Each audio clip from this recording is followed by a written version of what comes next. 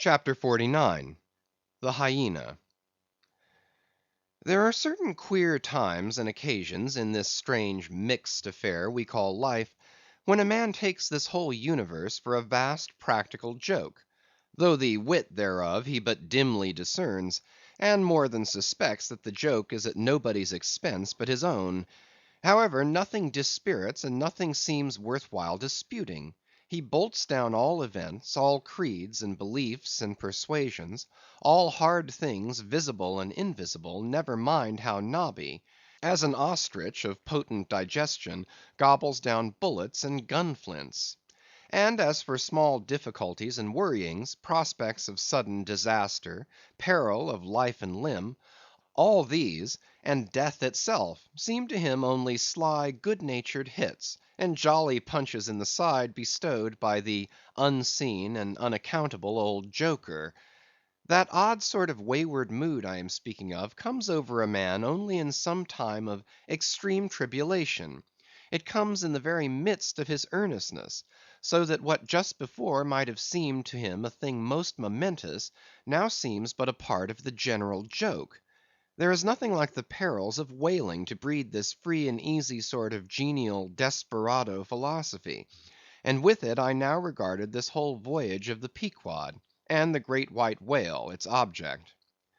"Queequeg," said I, when they had dragged me, the last man, to the deck, and I was still shaking myself in my jacket to fling off the water; "Queequeg, my fine friend, does this sort of thing often happen?" Without much emotion, though soaked through just like me, he gave me to understand that such things did often happen. "Mr. Stubb," said I, turning to that worthy, who buttoned up in his oil jacket, was now calmly smoking his pipe in the rain; "Mr. Stubb, I think I have heard you say, that of all whalemen you ever met, our chief mate, Mr. Starbuck, is by far the most careful and prudent. I suppose, then, that going plump on a flying whale with your sail set in a foggy squall, is the height of a whaleman's discretion." "Certain. I've lowered for whales from a leaking ship, in a gale off Cape Horn." "Mr. Flask," said I, turning to little King Post, who was standing close by, "you are experienced in these things, and I am not. Will you tell me whether it is an unalterable law in this fishery, Mr. Flask, for an oarsman to break his own back, pulling himself back foremost into death's jaws?" "Can't you twist that smaller?" said Flask. "Yes, that's the law. I should like to see a boat's crew backing water up to a whale face foremost. Ha, ha! The whale would give them squint for squint, mind that." Here, then, from three impartial witnesses, I had a deliberate statement of the entire case.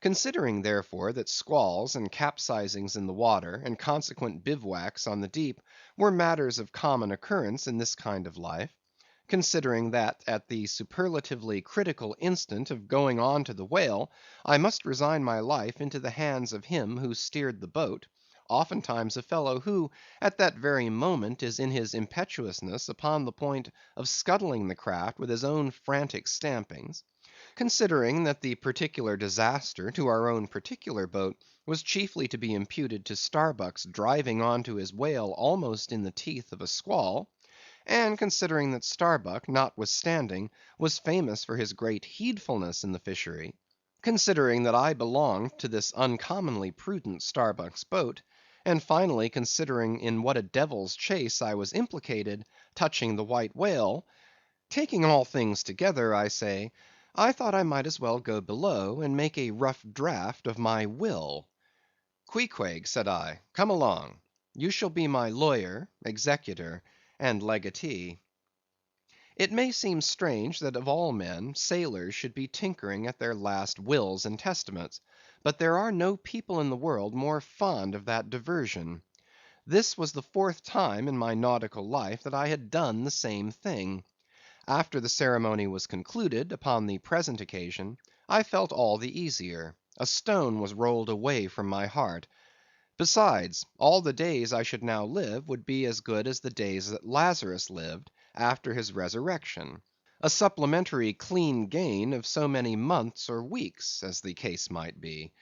I survived myself; my death and burial were locked up in my chest. I looked round me tranquilly and contentedly, like a quiet ghost with a clean conscience sitting inside the bars of a snug family vault.